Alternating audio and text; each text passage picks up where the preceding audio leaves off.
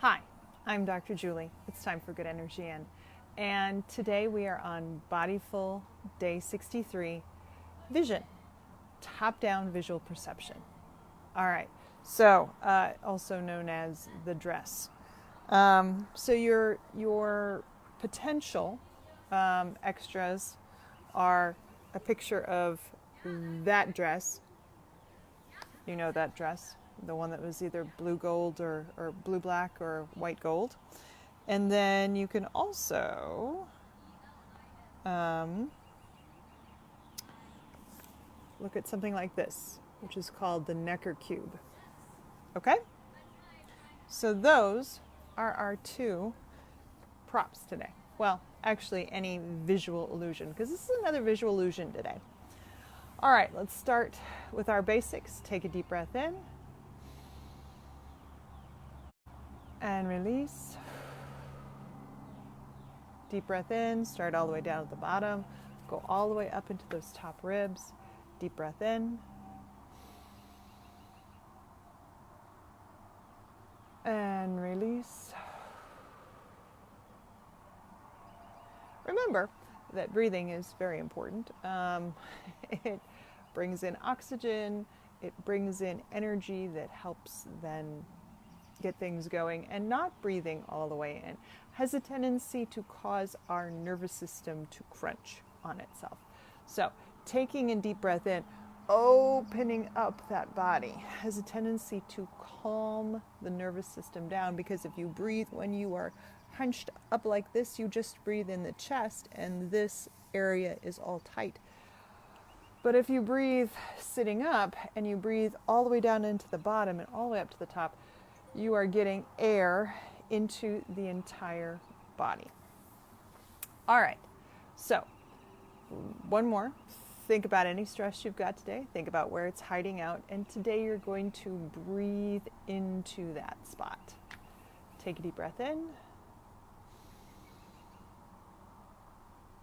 And release. I was breathing into my eyes today, mostly because I was repairing trousers, and that involved taking out stitches on black trousers and then hemming and putting in stitches on trousers, which is very fine, detailed work. And as you get older, that fine, detailed work has a tendency to hurt your eyes a little bit. All right, so today we're talking about top-down visual perception. Now, this is in contrast to Bodyful Day 50, where we looked at the interaction between, or we looked at color and how certain color combinations or color contrasts can pull you into beauty or pull you into a picture more than others. And I did allude to the fact that there are rods and cones in your eyes. Rods see black and white, so you can do black and white stuff.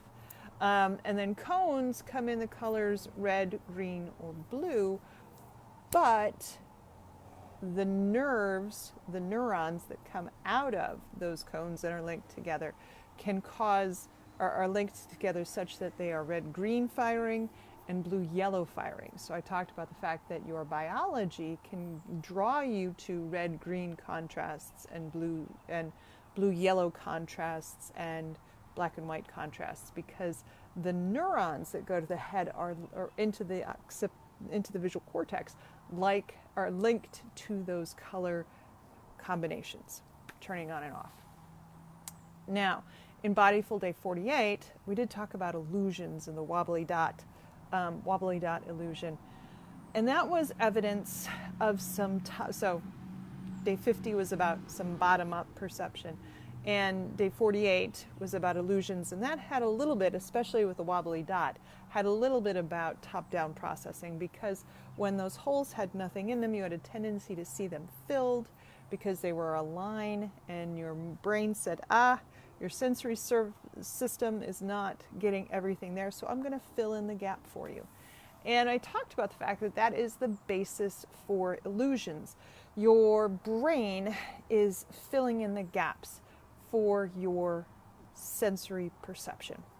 Now, I also want to talk about the fact today that your brain fills in the gaps based on experience.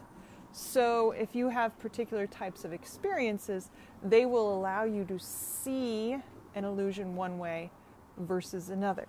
So let's take, for example, the Necker cube. Oh, no, where'd it go? I lost it. There it is. Let's take the Necker cube. The Necker cube looks like a box with a green panel on it.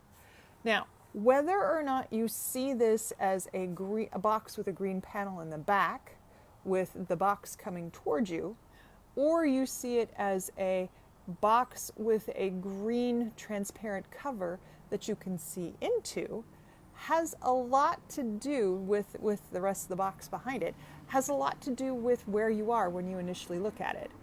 Where you are. Not physically where you are, but contextually and where your brain has been before. So if you are used to perceiving green as solid and in the back of something, then you are going to see that as the green on the bottom and then the cube coming up. But if you have a tendency to work with a lot of transparent green things, maybe work with stained glass where you would see things through color, then you could perceive this as actually being a cover that is see-through on a box which sits behind it, rather than what most of us see, because we see green as solid, the back of a box that you can actually look into. So that depends upon where you are and your experience in everyday objects. Now, the other one that I want to talk about is the dress. This dress. I don't know if you remember this photo from, I believe, when was it? Oh, come on. It was 2015. I don't know if you remember this dress. This dress was perceived as either blue with black lace or white with gold lace, which seems a little silly. But the fact that there are those two different distinctions has a lot to play into what is going on in the background. So, in this image, she is the dress, the person wearing the dress, is in full light in the background, and the picture is being taken in front. Now, what happens is that while the same colors hit our eyes, so whoever perceives it as blue and black, and whoever perceives it as white and gold, the same colors are hitting our eyes. We're getting the same sensory reaction in our rods and cones, and that's sending signals to our visual cortex. But once it gets there, that is where the top-down processing takes over.